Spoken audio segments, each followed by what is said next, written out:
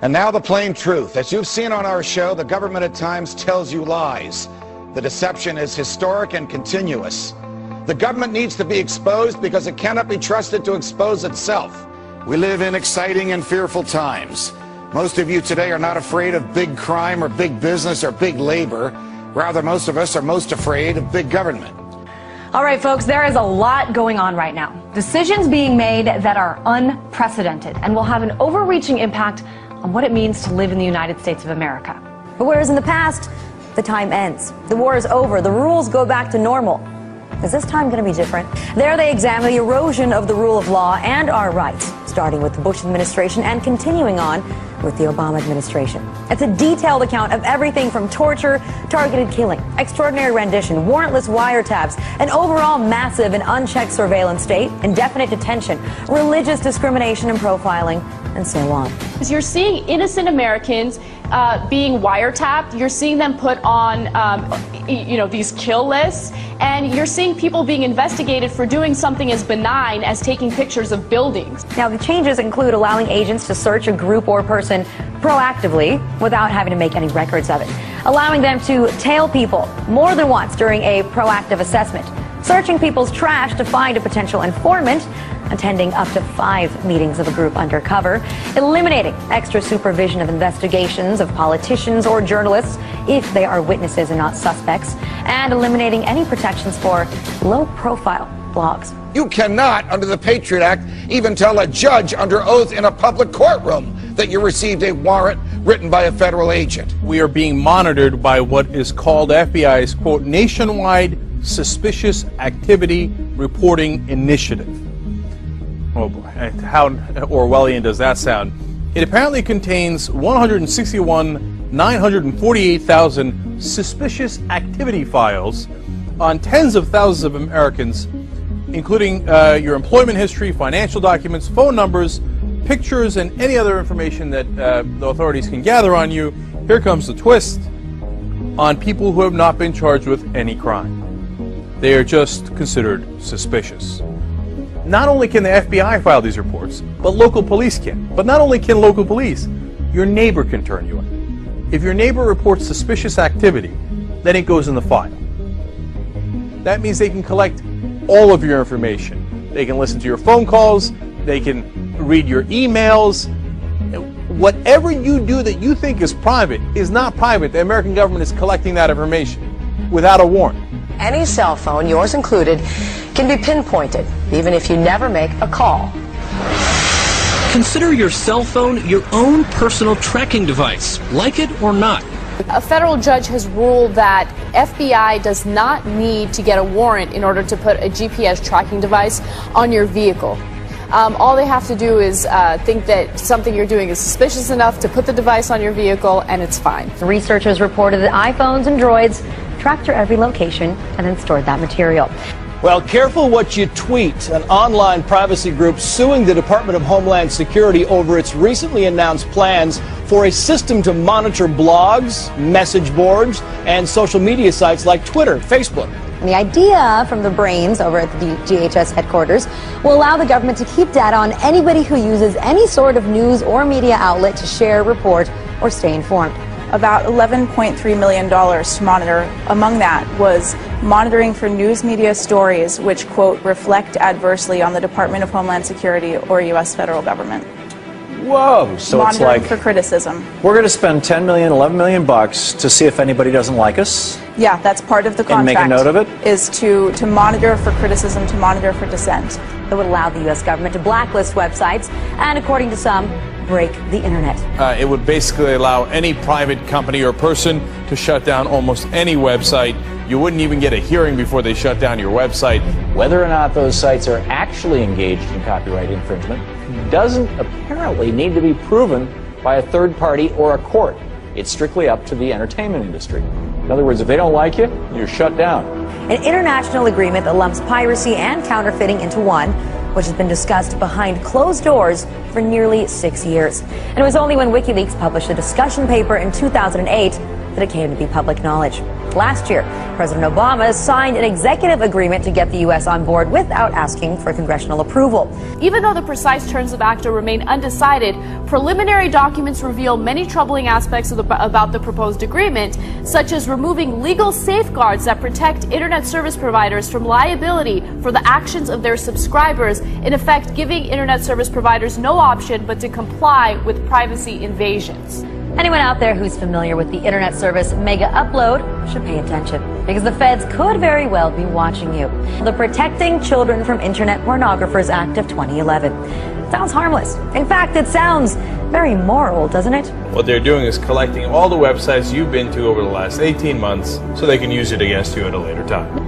And like, who cares about illegal wiretapping at this point? Like, now the government is pushing to make sure that internet service providers immediately hand over all this information about you, which websites you visited, what your activity is online. You're treated as a criminal and you have to prove yourself innocent. You know, my personal preference is for the You Are All Criminals Act, which is shorter and I think more to the point, because it reverses the usual presumption that we do a search when we think a particular person is guilty.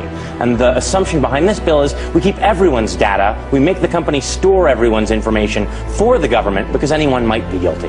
And now it looks like domestic drone use is going to come to an airspace near you. So that means that by September 30th, 2015, drones will be flying in the same airspace as airliners, cargo planes, business jets, and private aircraft, as the Associated Press described it. Local police departments are now using Predator drones in order to basically spy on U.S. citizens. More and more of our civil liberties being taken away, more and more Big Brother watching over us at all times. One point we wake up and we're the frog and we've boiled. And we go, how the hell did we wind up in this state? In this police state where they watch everything and U.S. citizens are targeted, sometimes without trials. Well, this is how we wound up in it. We told you about it every single day on the Young Turks. It's happening as we speak. The police state we live in right now is so extreme that when I read the story, it wasn't that surprising to me, right? Do you want to feel comfortable with the fact that the government or local police departments can use a drone to follow you wherever you go, no matter what? It'll hover around your house while you're in there, follow you out of your house, check out where you're going, what are you doing?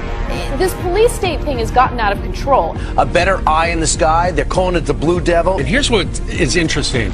With the Blue Devil, what they can do is they've got so many cameras on board, they can actually take a look and know exactly what's going on over 36 square miles. They've got these supercomputers on board that do all the figuring out about, okay, we just heard somebody right over there say this, how do we follow? Yeah, in fact, they're that optimistic, they say it's going to be in the sky on October 14th. In the meantime, they're still sewing up the Kevlar. Security says people who oppose abortion or worry about the threat of illegal aliens could pose a radical threat to America. They're the ones we need to be watching at Homeland Security. Why are conservative values suddenly being singled out as a terror threat? People who pay for small purchases in cash, like coffee or gum, apparently that's a big red flag. Big time. But the FBI sees a cash payment as a way for you to cover your tracks, blend in with the normal folk without leaving a trace. Now, one specific area that we've been warned about incessantly over the last few years is the threat of homegrown terrorism. And it's not just a line that was repeated by officials or put into reports. No, we saw the government act on it. We've seen one sting operation after another. The Triangle Center on Terrorism and Homeland Security has just released a report that shows that the feared wave of homegrown terrorism has not materialized. The report's author actually called it a minuscule threat to public safety. This threat has been inflated, but the facts do not back up the claims. And yet, what are the sacrifices that we've all been forced to make in order to be ready to counter it? What are the grave offenses that have been committed against our civil liberties? The power grabs that lawmakers have been able to make while selling us fear of a homegrown threat. That includes Miranda rights being curtailed for domestic terror suspects. We now have an indefinite military detention provision codified into law through the NDAA that was just signed by the president on December 31st of last year. There's a bill that's been pushed by members of Congress to strip Americans of their citizenship if they're accused of being associated with terrorism. So, all that we can get from Panetta's answer here is that the evidence doesn't matter. Due process in a courtroom to prove that evidence doesn't matter. If the government calls you a terrorist, they can kill you, and the rest of us are just supposed to take their word for it. This is part of the problem. The dangers of this overly expansive global war on terror is that anything can now be deemed a battlefield by the administration. You know, that NDAA the president signed on December 31st of last year, the one that codified indefinite military detention into law, well, it's already being applied to legal rationale. But just so you know, it's already being used. But the thing that makes it critical here is that the U.S. government unilaterally, without any proof, without any due process at all, is actually pointing the finger and saying, you, my friend, are a terrorist. So the question then becomes, if they get to decide, what makes you question whether or not they can't decide that it's you, or it's me, or it's my neighbor, or my father, or my son? The federal government says it is taking steps to make the internet safer. This week, the Obama administration pressed ahead with plans to create an internet identification system for Americans. Now you're telling us that the government is going to compile this information from passports and from state driver's licenses and put it in a national database. Once you've created a system like that for that purpose, what other purposes might you put it to? Controlling access to health care? Controlling access to housing? How about gun control? Well, you create this system for one purpose, it can be used for just about anything. And you might see kiosks at every government building. It might be that on handheld devices, law enforcement officers would look you up in the National ID database to see if you're entitled to be in the country, or to see if you have tax obligations you haven't paid yet. What if you're in a dispute with the government? If you get crossways with the government, you could be de-identified. A national biometric ID card is at the center of a new bipartisan immigration plan. Sounds like something out of the future. Now, the nationalized ID that's being proposed, which includes retinal scans for Americans, fingerprints, vein mapping, and facial mapping, why don't we just brand all the babies at birth? The government taking a big new step, looking to build a huge database of people's physical characteristics. The FBI is taking on $1 billion project to gather fingerprints, palm patterns, even digital pictures of faces. Eventually, it could expand to include iris patterns, face shape patterns, scars, even information about how you walk and talk. FAST stands for Future Attribute Screening Technology. Future attributes. Not the attributes you have now, the attributes you're going to have and will be punished for later. So this is straight out of Minority Report. Thank God, though, because we didn't have enough of a police state. Best to try to figure out crimes before they happen and punish people for it. And this sounds like something that can't happen, but it can. It's incredibly real. It will monitor, among other things, body movements, voice pitch changes. It'll also look at eye movements, body heat changes, and breathing patterns. And they're going to use all this information to try to predict whether or not you're going to commit a crime in the future, okay? So watch out how you move your eyes, and if you're breathing too hard, it might cause you a problem. Do you want somebody with a bomb walking into a football stadium or an airport? Yeah, that's their reasoning for everything. That's their reasoning for taking all of our civil liberties away. I'm not buying it, okay? They fearmonger, they use fear as a way to sell this bullshit. This is thought police. This is out of 1984. You can't think a certain way, because if you think a certain way, they're going to predict that you might do a crime in the future. It's unbearable. We got to stop this kind of stuff. Since 2001, the federal government has spent $34 billion on militarizing our local police enforcement. Recently, they talked about the school-to-prison pipeline. I mean, people getting arrested for leaving class? You're kidding me? You get arrested for being absent. You get arrested for spraying perfume on yourself. You get arrested for cussing at other students. If you don't get arrested and if you don't get sent to a juvenile detention center, you most certainly get a fine. In 2010, the police gave 300,000 Class C misdemeanors to children as young as 6 in the state of Texas. They do have police departments inside the schools. Why? Because the 6-year-olds are about to riot? No, because they make money off of it. And one other terrible part of this is that it makes our kids into robots. You know, don't question authority. Don't do anything wrong. You do something even slightly out of step with what a teacher wants. That's it. You're committing a misdemeanor. You'll be fined. Let's say it is a poor family and they do not have the money necessary to pay this fine. What happens is they put the fine on hold until the student is 17 years old. And then when the student is 17, they throw him in jail. Oh, for Christ's sake, man. Just when you thought it couldn't get any worse, right? So what are we doing, man? We're locking up half the country. So private prisons, they're like businesses. Of course they want to, make as much money as possible. But think about how that affects you as a citizen of the United States, okay? They're looking to put people away for minor offenses, okay, for anything. That's why this war on drugs continues. It's because it's big business for these private jails, for these private prisons. So who knows what's next? Now all of a sudden you videotape a police officer and they're thinking about putting you away in jail. And this is how we become a police state, where we privatize our prisons and then they buy our politicians and they have the motivation to arrest us all. We are by far and away the country that imprisons the greatest percentage of our population. It gives the military the power to indefinitely detain American citizens, even those captured here in the United States, suspected, just suspected, not convicted, of some sort of involvement or affiliation with terrorism. So no trial, prison based solely on suspicion. All without a court hearing or a trial. The government may be preparing for some sort of martial law. How alien would that be to see troops with rifles and helmets marching in our streets? New questions tonight about an Army combat brigade being trained to deal with civil disturbances in the United States. All in the name of the war on terror. In the past, the wars ended, or the enemy ceased being an enemy. Now we have a different dynamic. Now we have this global war on terror that seems to always be expanding, and we're fighting something like terrorism that you can't necessarily get rid of. You can't eradicate it. So do you think that we're in some kind of danger where we won't be able to end it and go back to where we used to be? Now, what's really happening here is an attempt to undermine a democracy and replace it with a corporate plutocracy or something that's profoundly anti-democratic. American people are starting to, they're like the canaries in the coal mine on this issue. They're starting to smell the poisonous gas of fascism creeping into our country. Is this 1984? This is 100% naked, classical 1984, in-your-face tyranny. This is straight out of 1984. We're living in a police state. We have the government keeping these heavy files on us when we're completely innocent and doing nothing. This is just scratching the surface.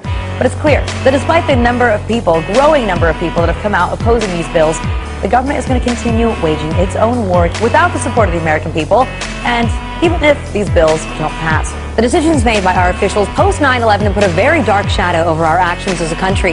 But here's where I start to get a little bit frustrated. It's where the mainstream media that's supposed to be the government watchdog once again just starts reporting on these stories as if it's just any old conversation, and they forget about some of the darker practices that are still carried out the rest of the time. The mainstream media should realize, above all, that we have certain laws and standards for a reason in this country. So the politicians don't think that none of us are paying attention when our Constitution and our values are completely trampled on. But they'd like to pretend like it's just a simple tit for tat between Obama and the contenders trying to take his seat. He said, she said.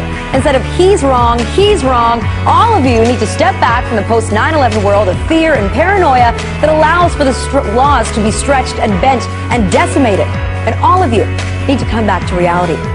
This battle is just getting started. We are no longer that generation that doesn't care. We are no longer that generation that's prepared to sit back and take whatever they give us. We are now the generation at the heart of the fight back.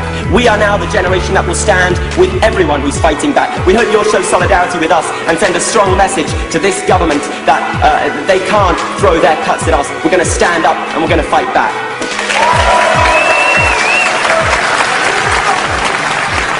One day, somebody's going to have to make a stand. One day, somebody's going to have to say enough. If you don't fight for your rights, they don't exist. Because power always wants to take them away. But our Constitution doesn't mean a damn thing if we, the people, don't stand up for it. Yellow ribbons and lapel pins will not save this country. Be it with your lives, labor, or tax dollars, stop investing in your own oppression. Guard your communities from the police state. Don't waste a single vote or a single dollar on the two-party system. Do not be content merely to grumble and to march while they are using fear, force, and violence as weapons of oppression. We must embrace the opportunity to resist civilly while we still can. American values have been nearly vanquished by consumerism, militarism, and authoritarianism. A loose collective born on the internet. Anonymous has no official members and no hierarchy. You know, law enforcement is intimidated by Anonymous. We have no threats, but behold the power of the quill and ink. We must, as a nation, once again, embrace defiance, rebellion, and resistance. We are Anonymous. We are Legion. We do not forgive. We do not forget. Do not fault us.